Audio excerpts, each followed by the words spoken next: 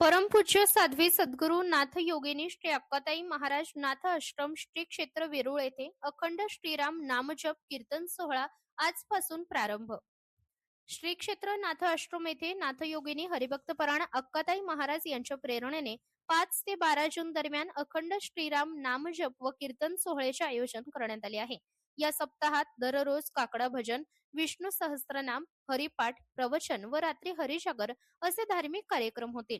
सोहळ्यात हरिभक्तपरायण गणेश महाराज नावडे, महेश महाराज गलांडे, गोपाळ महाराज, कृष्ण महाराज चव्हाण, संदीप महाराज पेकळवाडीकर, कल्याण महाराज आणि संतोष महाराज भोसले यांची कीर्तन सेवा होईल.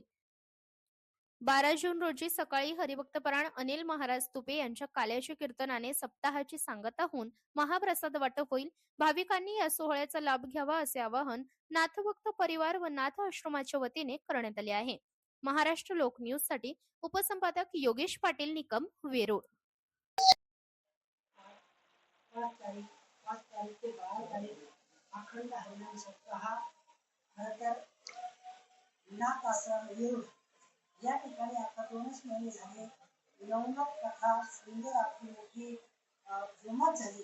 खूप भक्त लोकांनी मदत केली, परंतु पुन्हा सर्व भक्त लोकांची इच्छा होती अधिक मास निमित्ताने कार्यक्रम करा आणि सर्वांच्या इच्छाला भगवंताची इच्छा असेल म्हणून सर्वांची इच्छा झाली. यशवीश्वराची आणि नाथ बाबाची इच्छा असेल म्हणून तो कार्यक्रम पुन्हा सुरुवात झाला.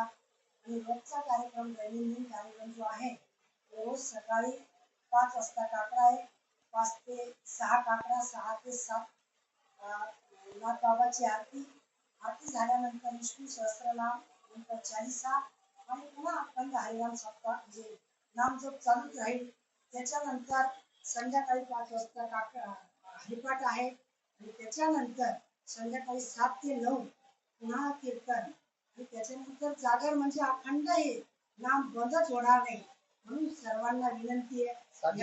7 दिवस कीर्तन सेवा पूर्णपणे मोफत आहे. 7 दिवस जी कीर्तन सेवा आहे ती कीर्तनकारांनी पूर्ण मोफत दिली. गायक मंडळी सुद्धा मोफत आहे आणि वादक सुद्धा मोफत आहे.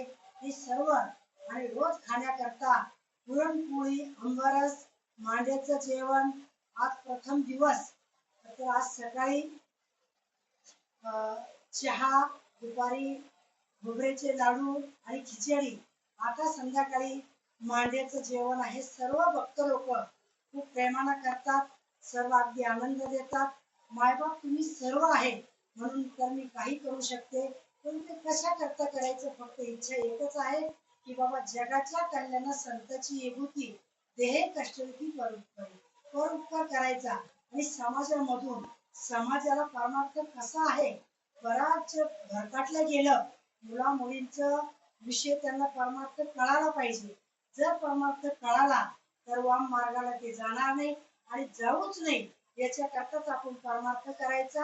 कीर्तन असेल, प्रवचन असेल, याच्यामधून त्यांना बोध झाला पाहिजे आणि बोध होऊन तो परमार्थ घडला पाहिजे.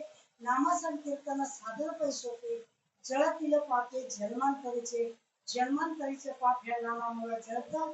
म्हणून तर इच्छा आहे सर्व भक्तांना याचा लाभ घ्यायचा आणि 12 तारखेपर्यंत सर्वांनी अगदी आनंदामध्ये यायचं. त्याच्यामध्ये आमचे निकम आणि हे आज ज्या ठिकाणी आले त्यांनी तो आनंद त्यांची सुद्धा आपल्याला फराळाची पंगत आहे आणि त्यांना सुद्धा आनंद वाटला. सगळे पत्रकार जेवढे माझे बांधव पत्रकार आहेत ते अगदी मोफत सेवा करतात. आमच्या गावातले पत्रकार असेल, कसं खेडेचे असेल, इकडे आपले खुलताबाद असेल, संभाजीनगर असेल, इकडे लासूर स्टेशन असेल, सर्व भक्त मंडळी माझे भक्त मी म्हणेन. कारण की काही मला न विचारता प्रत्येक पेपरला बातमी देतात. मला माहित पण नसतात मायबाप. सर्व मायबाप सर्व मदत करतात म्हणून तर मी अगदी आनंद घेते. ह्योच आनंद समाजापर्यंत पोहोचवा अशी माझी इच्छा आहे. सर्वांना जय हरी.